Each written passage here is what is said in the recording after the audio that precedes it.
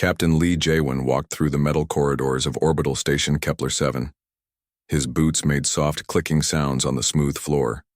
The station was huge, much bigger than anything humans had ever built. Alien creatures of all shapes and sizes moved past him. Some had forearms, others had scales instead of skin.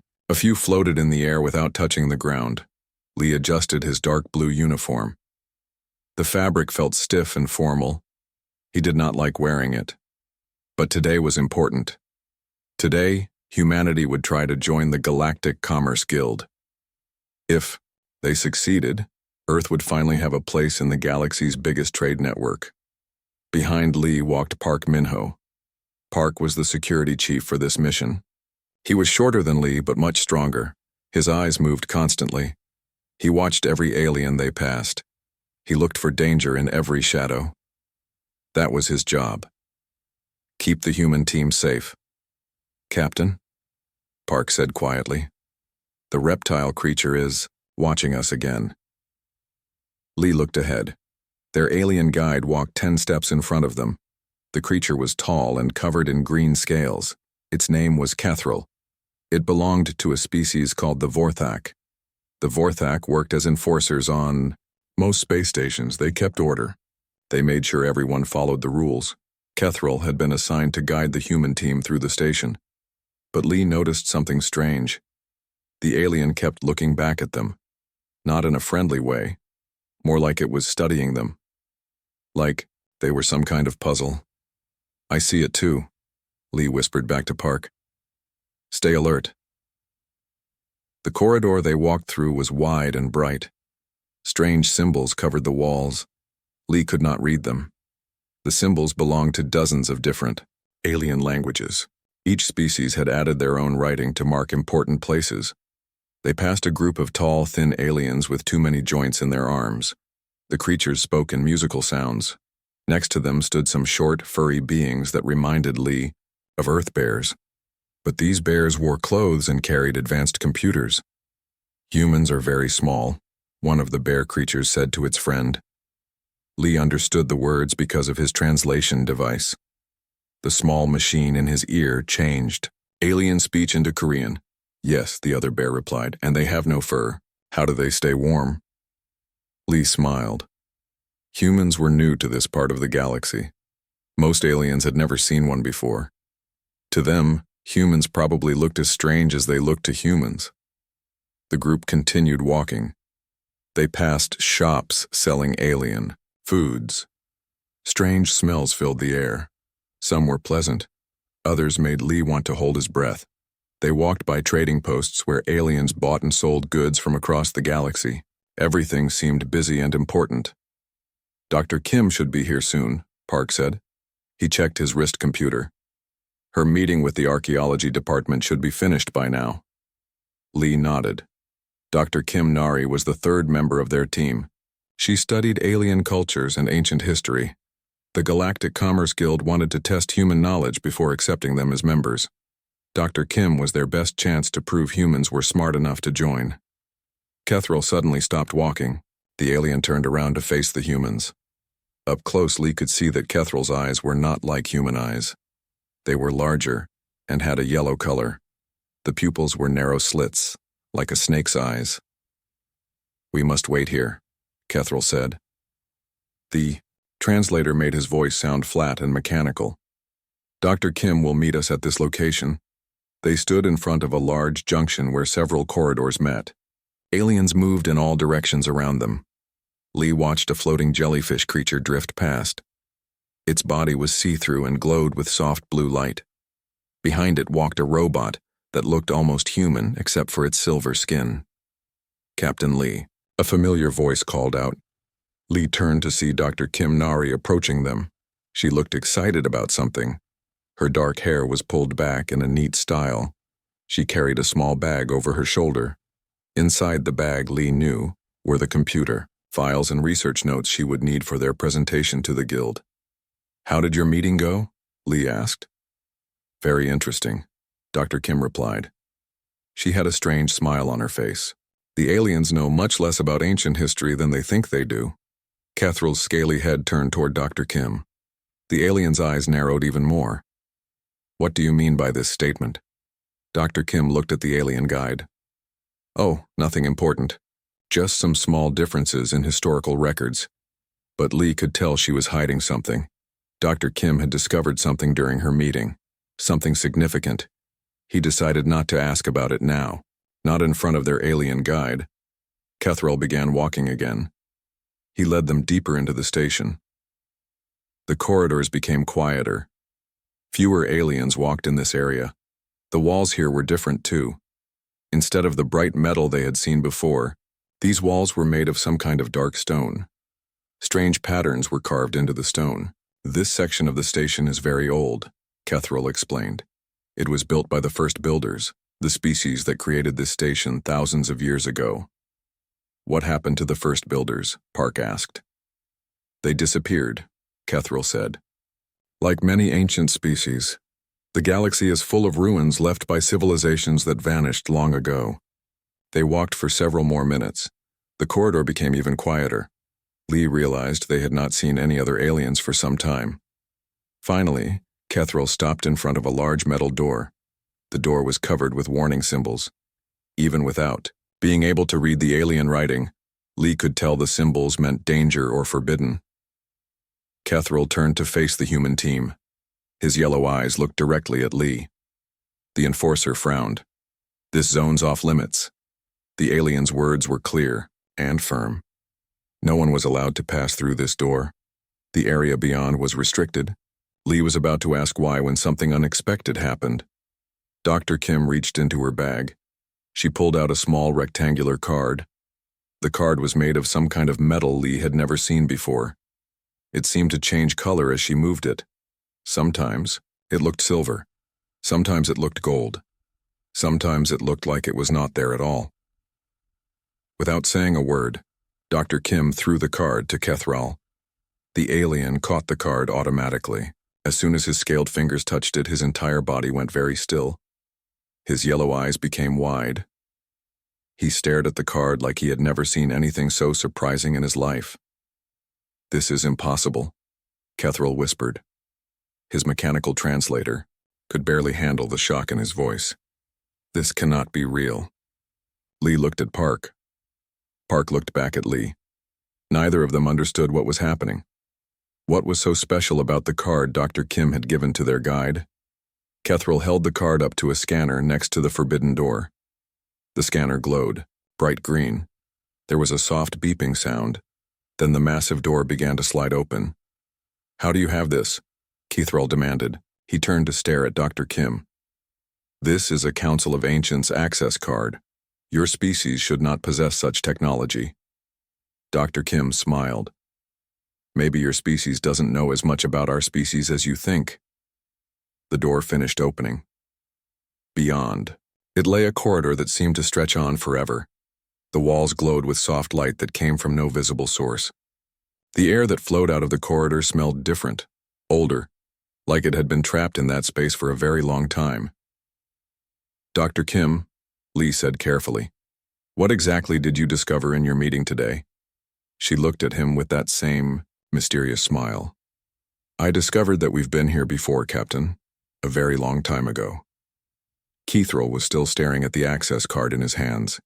His translator kept making small buzzing sounds like it was trying to process information. It could not understand. We need to go inside, Dr. Kim said. She started walking toward the open door. There's something in there that belongs to us. Lee felt a chill run down his spine. He looked at the ancient corridor stretching ahead of them. Whatever lay beyond, that door would change everything. He could feel it. The way Dr. Kim was acting. The way Kethrel was staring at that impossible card.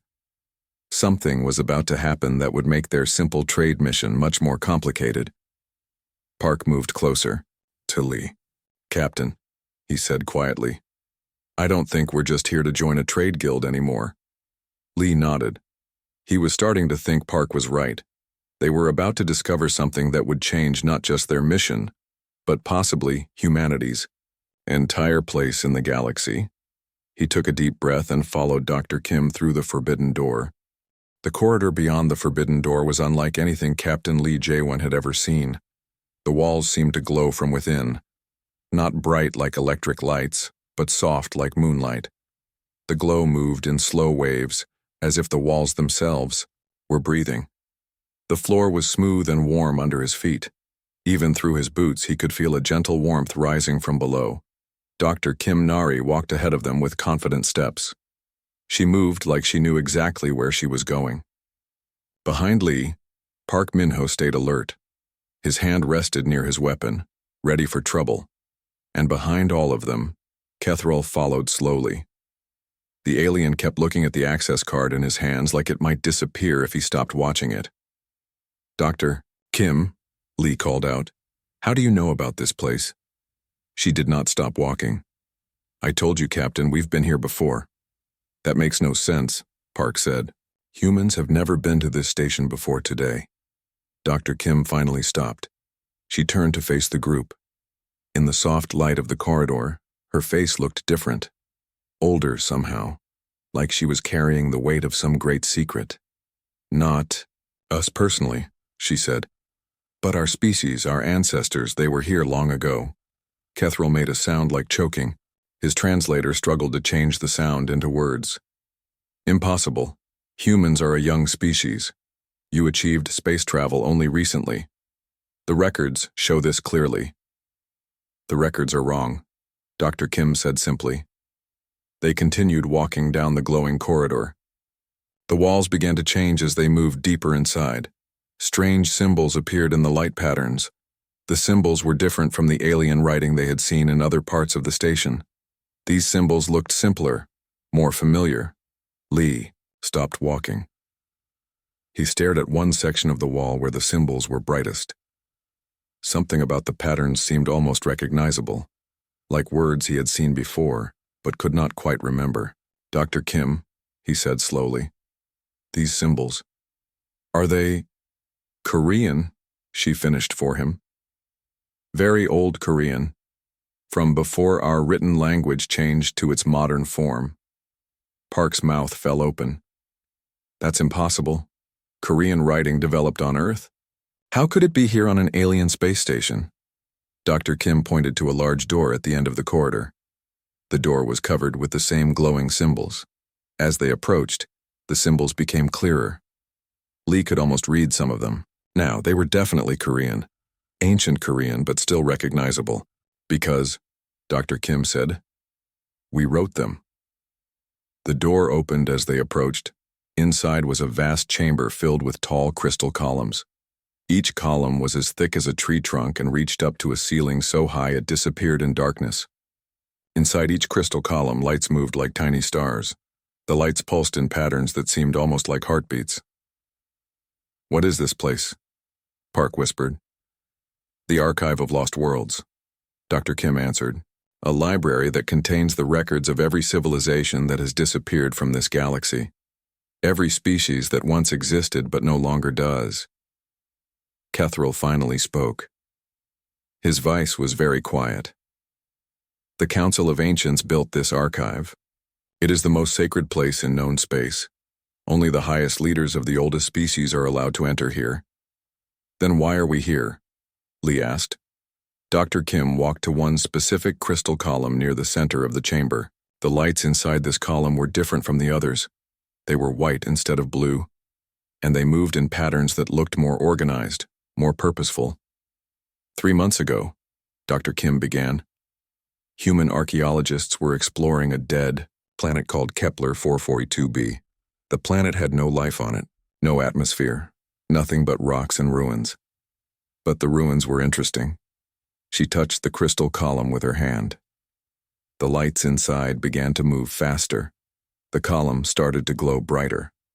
The ruins showed signs of advanced technology, space travel technology. But the planet had been dead for 50,000 years. The archaeologists thought they had found the remains of some unknown alien civilization. The crystal column responded to her touch by projecting images into the air above it. Holographic pictures appeared like ghosts made of light. The images showed a planet with blue oceans and green continents. Cities with tall buildings reached toward the sky. Strange ships moved between the cities and up into space.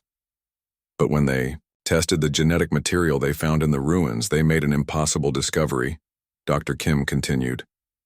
The DNA matched human DNA with 99.7% accuracy. Lee felt like the floor was moving under his feet. What are you saying? I'm saying that 50,000 years ago humans had already mastered space travel. We had cities on dozens of planets. We had technology that made what we have today look like stone tools. The holographic images changed. Now they showed star maps. Lines connected various stars and planets, routes between different worlds, and at the center of it all was a familiar yellow star, the same type of star that warmed Earth. The ruins on Kepler 442b contained a star map, Dr. Kim said, a map that pointed to this station, and they contained genetic samples that proved the builders were human. Kethral was shaking. His scaled skin had turned a lighter color. This cannot be true. The historical records show that humans developed space travel less than 200 years ago. You are a young species. You have no ancient technology. Dr. Kim looked at the alien with something like pity in her eyes. Your historical records only go back 15,000 years. Our civilization is much older than that. She touched another, part of the crystal column. The images changed again. This time they showed the same planets from before, but now they were dying. Cities crumbled. Ships fell from the sky. The blue oceans turned brown and then dried up completely. What happened? To them? Park asked. To our ancestors? War, Dr. Kim said simply. A war that spread across the entire galaxy. A war so terrible that it threatened to destroy all life everywhere. The images showed fleets of ships fighting in space. Entire planets were destroyed. Stars themselves were somehow turned into weapons. The destruction was beyond anything Lee could imagine. Our ancestors had a choice, Dr. Kim continued. They could keep fighting until everything was destroyed, or they could find another way to survive. New images appeared. Ships landing on primitive worlds, people leaving their advanced cities and living in simple villages, technology being hidden away or destroyed. They chose to disappear. They scattered themselves across the galaxy, landing on worlds where they could start over. Primitive worlds, where they could live simple lives and wait for a better time. Earth, Lee said quietly. Earth was one of those refuge worlds, Dr. Kim confirmed. Our ancestors came there 50,000 years ago. They gave up their technology. They gave up their cities. They became farmers and hunters. They waited. Waited? For what? Park asked. Dr. Kim smiled. For their children to grow strong enough to return to the stars. Kethral was staring at the holographic images with wide eyes. If this is true, then everything we know about galactic history is wrong. The age of civilizations, the hierarchy of species, the technology we use.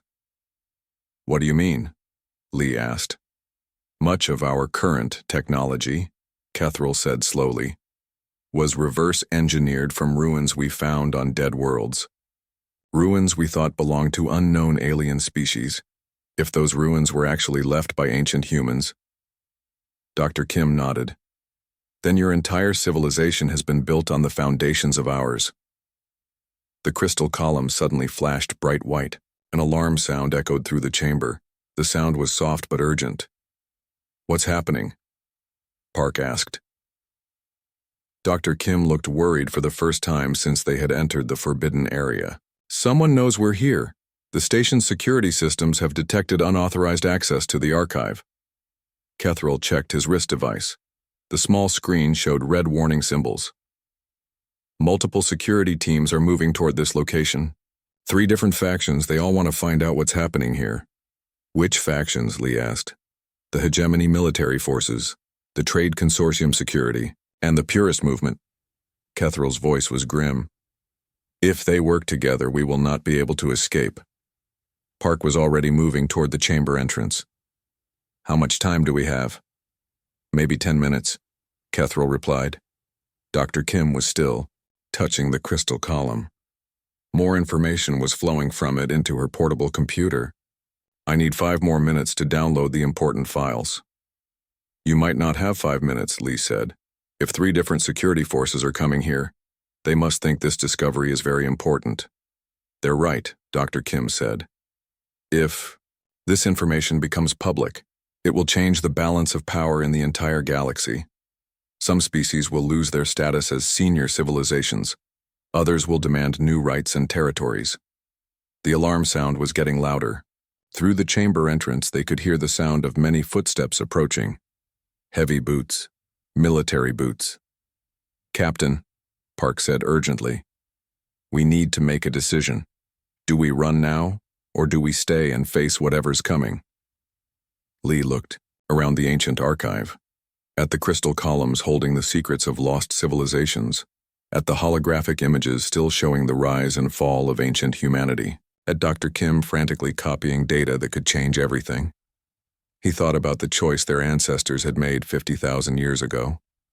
They had given up their power to save the galaxy from destruction.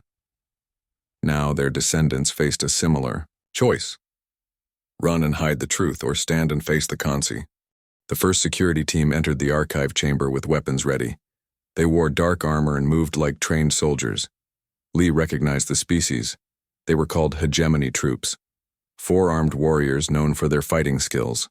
"Surrender, immediately," the lead soldier commanded. His voice was deep and threatening. "You have violated sacred space." Park stepped forward with his hands visible but ready to fight. "We have permission to be here." "No species has permission to enter the archive of lost worlds," the soldier replied, "especially not primitive humans." That word hit Lee like a physical blow. Primitive. After everything they had just learned about their ancestors, the alien still called them primitive. Dr. Kim stepped out from behind the crystal column. She held up her portable computer. "We have proof that humans built this archive. We have the right to be here." The hegemony soldier laughed. It was not a pleasant sound. "Humans building ancient archives? Impossible. Your species learned to use fire only yesterday." More soldiers entered the chamber, but these wore different armor, red and gold instead of black. Lee recognized them as Trade Consortium security forces. Behind them came a third group. Pure white armor with strange symbols, the Purist movement. 3 factions, Kethril whispered, all working together. This has never happened before. The Trade Consortium leader stepped forward. She was tall and thin with silver skin. "We have detected unusual energy readings from this location.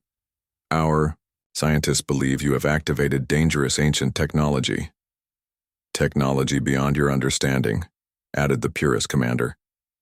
His species looked like walking insects with too many legs. "Technology that should remain buried." Lee realized. They were trapped. 3 different alien factions surrounded them. All 3 groups wanted to stop the humans from sharing what they had discovered. But why were they so afraid? "You're scared," Lee said suddenly. The words came out before he could stop them. All 3 commanders turned to stare at him. "What did you say?" the hegemony soldier demanded. "You're scared of what we found," Lee repeated. "You're scared that the truth will change things." Dr. Kim understood what Lee was doing. She raised her voice so all the aliens could hear. "They're scared because their entire civilization is built on lies. Everything they think they know about history is wrong." The Purist commander made angry, clicking sounds. "Silence the humans before they spread more false information." But Kethril stepped between the soldiers and the human team. "Wait," he said. "I have seen their proof. I have verified their access codes. What if they are telling the truth?" "Impossible," the Trade Consortium leader snapped. "Humans are barely capable of space travel. They could not have built ancient technology." "Then explain this," Dr. Kim said. She activated her computer. The holographic images from the crystal column appeared in the air above them.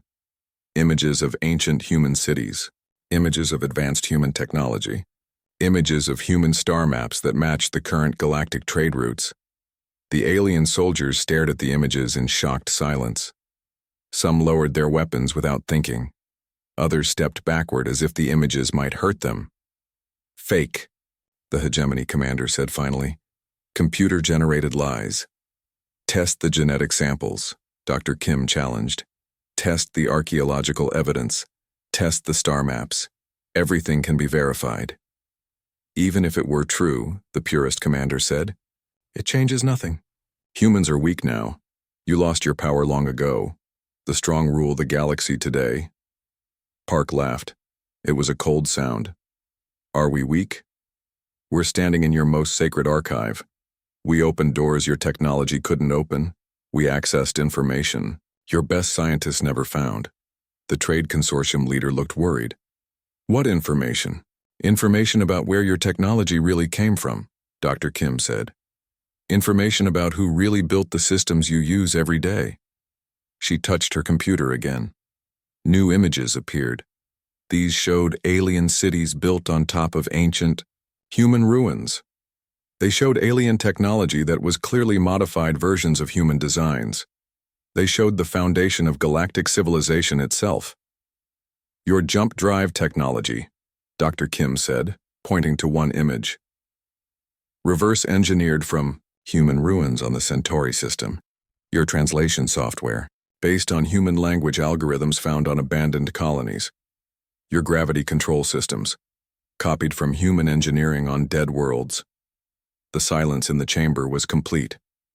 Every alien soldier was staring at the images. Their weapons hung forgotten in their hands. You built your entire civilization on the bones of ours, Lee said quietly, and then you called us primitive. The hegemony commander raised his weapon again. Even if this is true, it changes nothing. We are strong now. You are weak. Strength determines leadership. Does it? A new voice said. Everyone turned toward him. The chamber entrance. A human woman walked in. She was small and wore simple work clothes, but she moved with confidence. Behind her came more humans, 6 of them, all dressed like station workers. Who are you? Park demanded. Choi Yarim, the woman replied. Station engineer, and like you, a descendant of the builders. The alien commanders looked confused. More humans? How did you get past our security perimeters? Yarim smiled. The same way Dr. Kim opened the archive door. The same way Captain Lee will walk out of here safely. We have access codes you don't even know exist. She pulled out a small device and pointed it at the chamber walls. The walls began to change. Color. Systems that had been hidden became visible. Control panels appeared where none had existed before. The entire chamber transformed into something that looked more like a spaceship control room than an archive. This station, Yarim said calmly, was built by humans 50,000 years ago. Every major system has hidden human controls. Every security protocol has human override codes. Every AI has dormant human programming. The alien soldiers were backing toward the exits now. But the exits had sealed themselves. The chamber was locked down. You want to know who really controls this galaxy? Yarim continued. Let me show you. She pressed something on her device. Throughout the station, alarms began sounding. Not emergency alarms. System restart alarms. The lights flickered. Gravity fluctuated. Life support systems cycled through diagnostic routines. What are you doing? The trade consortium leader demanded. Waking up the sleeping giants, Yarim replied. Every major space station, every trade route beacon, every communication relay. They all have dormant human systems. Systems that have been waiting 50,000 years for the right activation codes.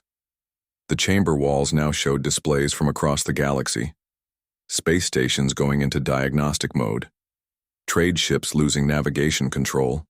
Military fleets receiving shutdown commands from their own computers. Stop this immediately, the hegemony commander ordered.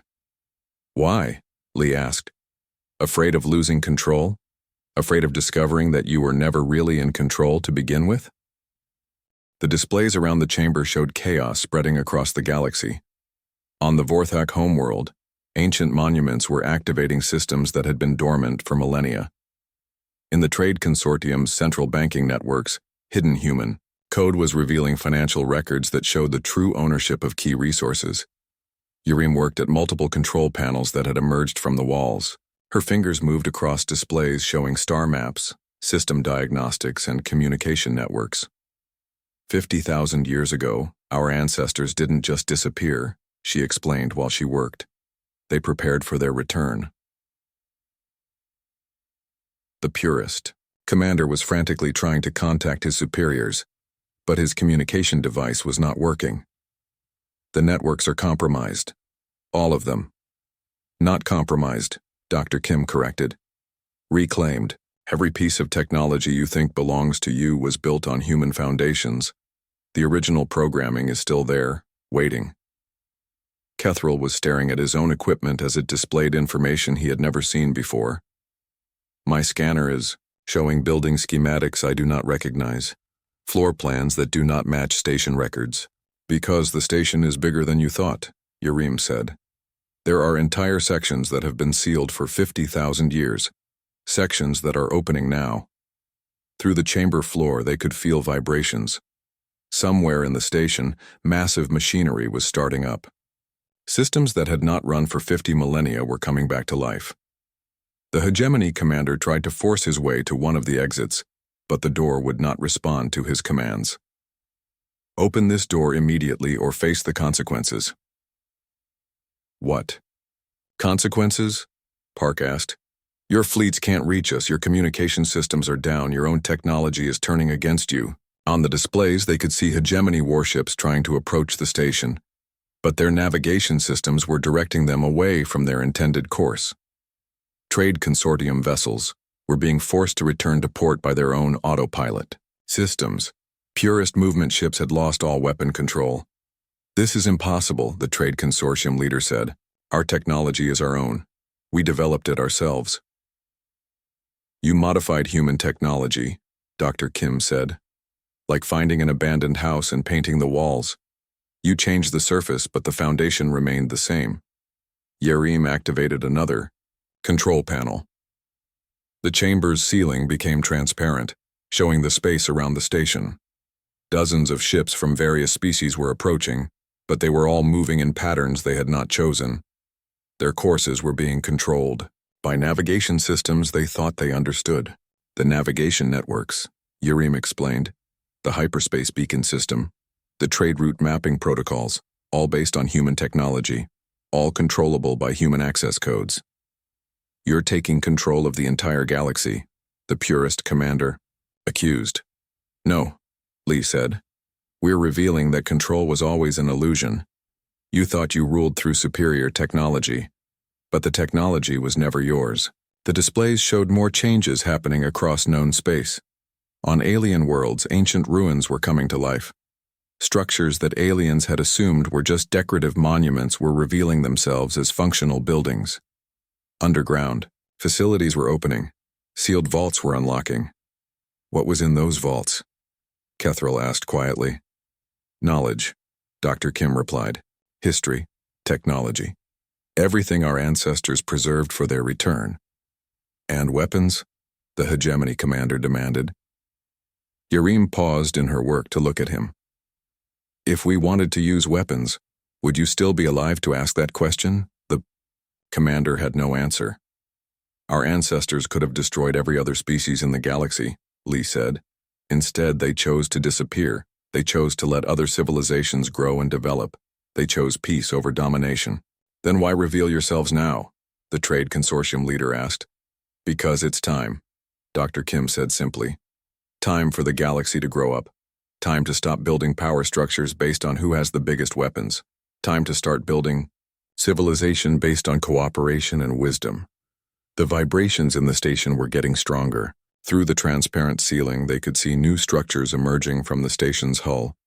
Sections that had been hidden were extending into space like flower petals opening. The station is transforming, Kethril observed, returning to its original configuration, Yarim corrected.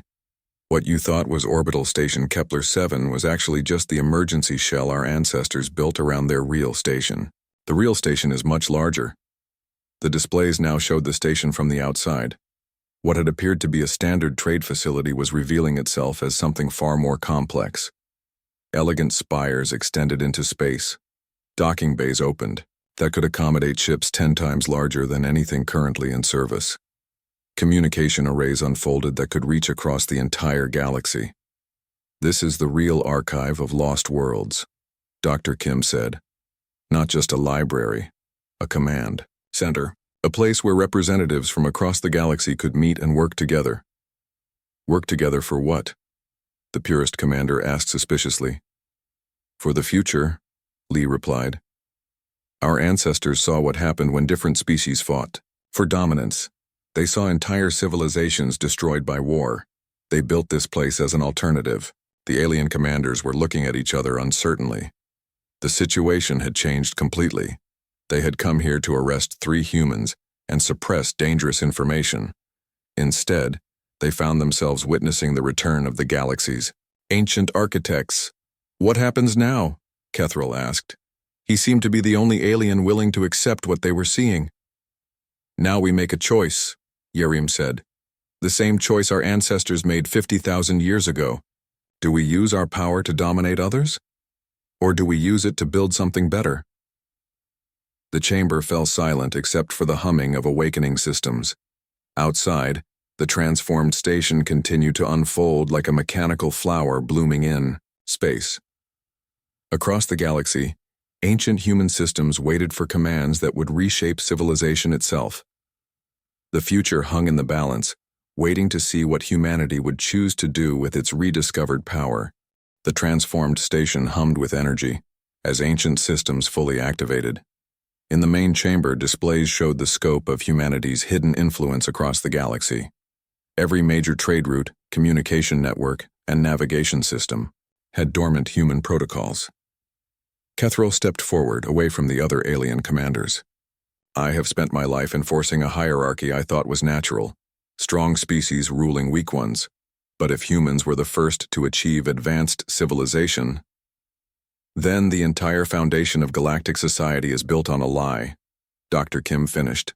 The hegemony commander's weapon shook in his 4 hands. Even if this is true, it changes nothing. We are strong now. We have armies. We have fleets. Fleets that can't navigate without human technology, Park pointed out. Armies that depend on communication systems with human code. Weapons built from human designs. Yerim's fingers moved across control interfaces as she monitored systems across the galaxy. Captain, I'm receiving distress calls from every major government. Their infrastructures are failing, not from attack but from dependency. When the human subsystems went into diagnostic mode, everything else stopped working properly. Lee felt the weight of enormous responsibility. With a few commands, humanity could shut down galactic civilization. They could force every species to acknowledge human superiority. They could rule through technological dominance. But that was exactly what their ancestors had rejected. Show them the full recording, Lee said to Dr. Kim. The complete history. Dr. Kim activated the crystal, Column's deepest archives. New holographic images filled the chamber. These showed the final days of the ancient human empire, cities burning not from external attack but from civil war. Human fleets fighting other human fleets, entire planets rendered lifeless by human weapons. This is what happened when one species tried to control everything, Dr. Kim narrated. Our ancestors became so powerful that they started fighting among themselves for who would rule. The war spread until it threatened to destroy all life in the galaxy. The images showed the last great council of ancient humanity, leaders from hundreds of human worlds debating their future. Some wanted to fight until they achieved total victory. Others proposed a different solution. They chose to sacrifice their empire to save the galaxy, Lee said. They scattered themselves to primitive worlds. They sealed their technology. They waited for a time when the galaxy might be ready for true cooperation instead of domination. The Trade Consortium leader was studying the displays with growing understanding. That's why you activated the diagnostic systems. Not to conquer us, but to show us how dependent we've become. Exactly, Yerim confirmed. Every species in the galaxy is connected through networks that depend on human protocols. You can't fight each other without human technology. You can't trade without human logistics. You can't even communicate across interstellar distances without human relay systems. So what is your proposal? Kethril asked. Lee looked around the chamber at the assembled representatives of 3 major galactic factions. These weren't the leaders he would have chosen to negotiate with, but they were the ones fate had given him.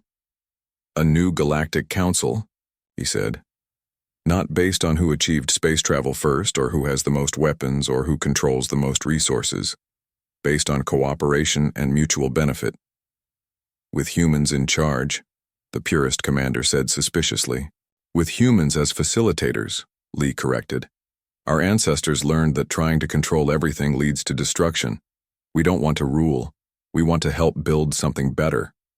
The displays around them showed more activity across the galaxy. But the activity was changing. Instead of system failures and navigation errors, they now showed coordination. Ships that had been lost were finding their way home. Communication networks that had been fragmented were reconnecting. Trade routes that had been disrupted were stabilizing. You're fixing the problems you created, the hegemony commander observed. We're demonstrating what cooperation looks like, Park replied. Human systems working with alien modifications instead of fighting them. Yerem pulled up a new display showing the transformed station. This facility was designed to be a meeting place.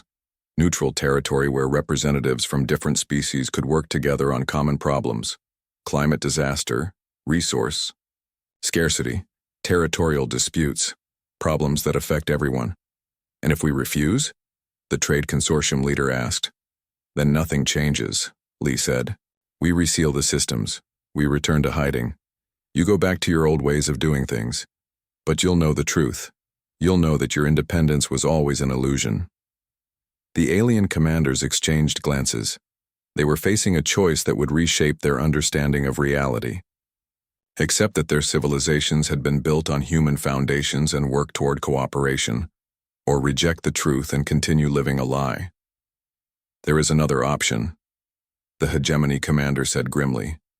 We could destroy you here and now, bury this knowledge forever. You could try, Park said calmly.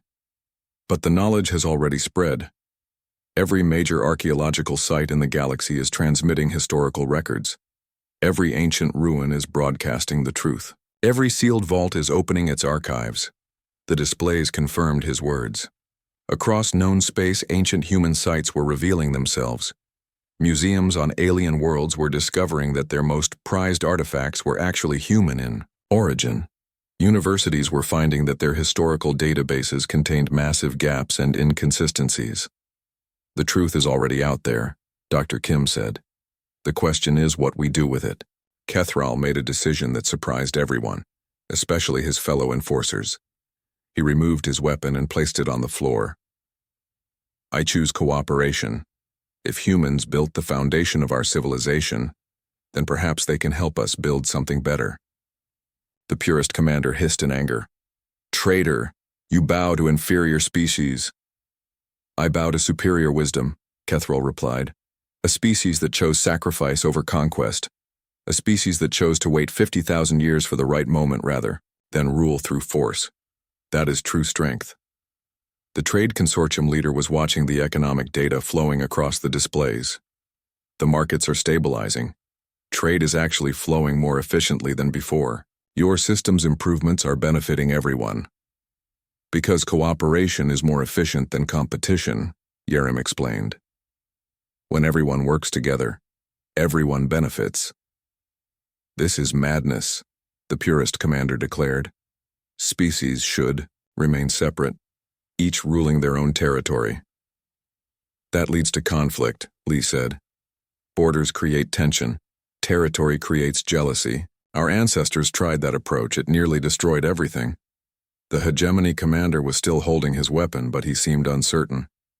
If we accept this new order, what happens to our military forces? Our authority? Military forces become peacekeepers, Park suggested. Authority becomes responsibility. Instead of ruling through fear, you lead through service. It was a radical proposition, a complete reversal of galactic power structures. But as they watched the displays, showing improved efficiency and cooperation across space, the benefits became clear. I need to consult with my superiors, the trade consortium leader said. Of course, Lee replied. This is too important a decision to make quickly. Take all the time you need. But while you decide, Dr. Kim added, remember that the old way, of doing things led to constant conflict. Wars over resources, territory disputes, trade conflicts. Is that really the future you want to preserve? The chamber fell quiet, except for the humming of ancient machinery coming to life after 50 millennia of slumber. Outside, the galaxy watched and waited to see what choice its most powerful factions would make. 3 days later, representatives from across the galaxy gathered at the transformed station. The facility that had once been known as Orbital Station Kepler-7 now revealed its true nature as the Nexus, humanity's ancient diplomatic center. Captain Lee Jaewon stood in the main assembly hall, watching delegates from hundreds of species take their seats. The hall was enormous, with seating designed to accommodate every known form of intelligent life. Aquatic species had water-filled observation bubbles. Gas-based life forms had specialized atmospheric chambers. Even the rare energy beings had containment fields that allowed them to participate. Nervous? Park Min-ho asked, joining Lee at the viewing platform. Terrified, Lee admitted. 3 days ago, I was just trying to negotiate a trade agreement. Now I'm helping to reshape galactic civilization. Below them, the delegates were still arriving. Many species that had never worked together before were sitting side by side. The hegemony commander who had tried to arrest them now sat next to Kethril, deep in discussion about security protocols for the new order. The Trade Consortium has agreed to restructure their economic policies, Dr. Kim Nari reported as she approached with her latest data. Instead of competitive bidding that leads to conflicts, they're implementing cooperative resource sharing. And the purist movement? Lee asked. Split down the middle, Park replied. Half of them refuse to accept the new reality. The other half are interested in the cultural preservation programs we've proposed. Yerim's voice came through the communication system. Captain, we're ready to begin the ceremony. The galaxy-wide broadcast network is active. Lee took a deep breath. In a few minutes, he would address every intelligent species in known space. He would announce humanity's return as facilitators rather than rulers. He would propose a new way of organizing galactic society based on cooperation instead of competition. One more thing, Dr. Kim said quietly. The archaeological sites have revealed something interesting. Humans weren't the only ancient civilization that chose to disappear rather than dominate. What do you mean?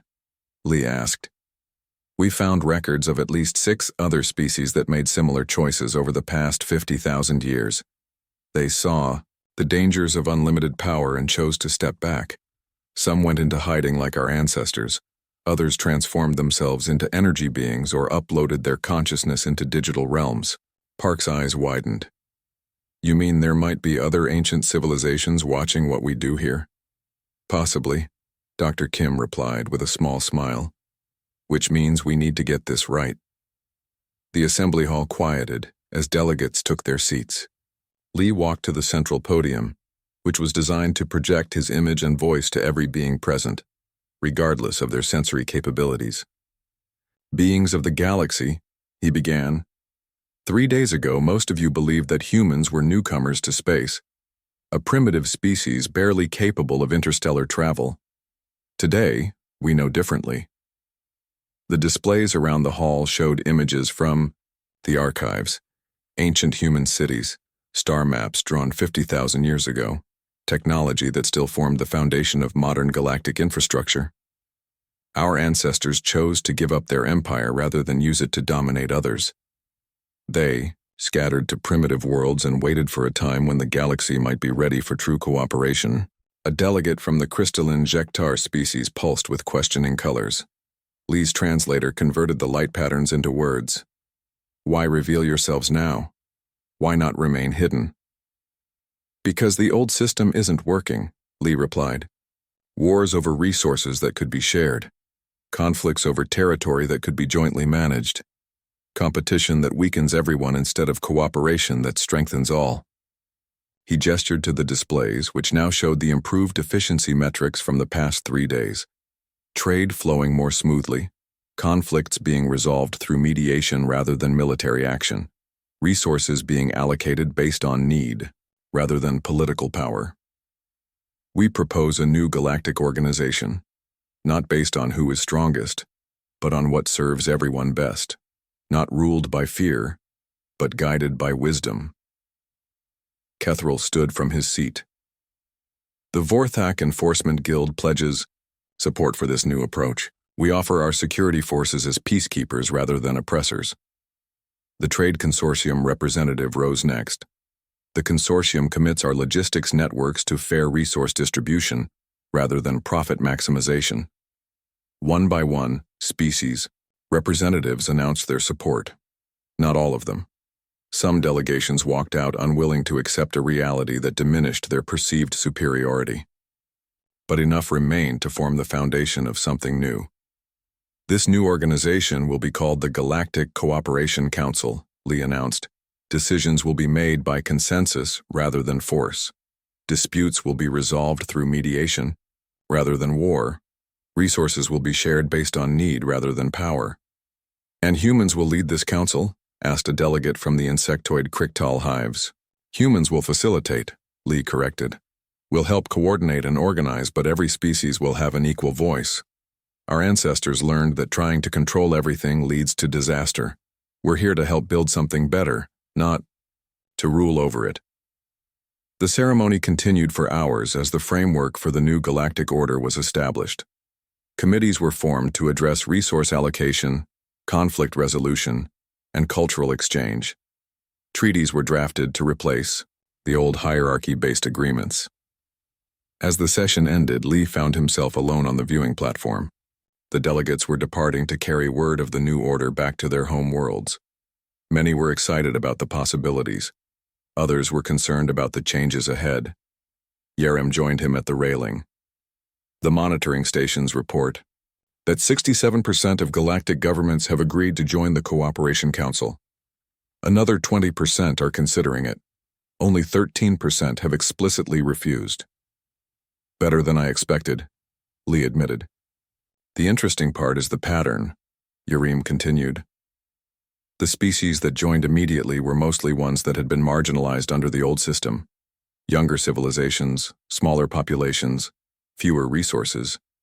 They have the most to gain from cooperation, and the ones who refused, mostly the old power brokers, species that benefited from the competition-based system.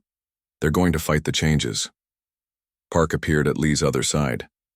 Fighting is what we expected. The question is whether we can make the new system work well enough that even the holdouts will eventually want to join. Our ancestors waited 50,000 years, Dr. Kim observed as she joined the group. I suppose we can be patient too. They stood in comfortable silence, watching ships depart from the station's expanded docking bays. Each ship carried representatives who would help implement the new order on their homeworlds. Not all of them would succeed. Some would face resistance from their own governments. Others would struggle with the practical challenges of cooperation over competition. But for the first time in 50 millennia, the galaxy had an alternative to the endless cycle of conflict and domination. Captain, Yerem said softly, there's one more thing the archives revealed. The real reason our ancestors chose to disappear. Lee looked at her questioningly. They weren't just trying to prevent more wars, she explained. They were preparing for something bigger, something that would require all the galaxy species working together. What kind of something? Park asked. Yerem's expression was serious. The archives mention visitors from outside our galaxy, beings so advanced that even ancient humanity couldn't stand against them alone. Our ancestors didn't just preserve technology for our return. They preserved it for a challenge that's still coming. Lee felt a chill run down his spine. Just as humanity was reclaiming its place in the galaxy, they might be facing a threat that would test the new cooperative order immediately. How much time do we have? He asked. The archives aren't clear, Yerem replied. Could be centuries, could be decades, but the monitoring stations our ancestors left in intergalactic space have been detecting something for the past 50 years, something big approaching from the direction of the Andromeda Galaxy. Lee looked out at the departing ships carrying delegates back to their home worlds. Each ship represented a species that would need to learn cooperation, trust, and mutual support, and they might need to learn it much faster than anyone had expected. Then we'd better make this new system work, he said quietly. Not just for ourselves, but for everyone. The galaxy had been given a second chance at unity. The question now was whether they could achieve it before they faced whatever was coming from beyond the stars. But for the first time in 50,000 years, humanity was no longer facing the future alone, and that, Lee thought, might be enough to face whatever challenges lay ahead. The enforcer had frowned when he said the zone was off limits. Now that same enforcer was helping to build a galaxy where no knowledge would be forbidden, and no species would stand alone. It was, Lee reflected, a much better ending than the one their ancestors had been forced to choose.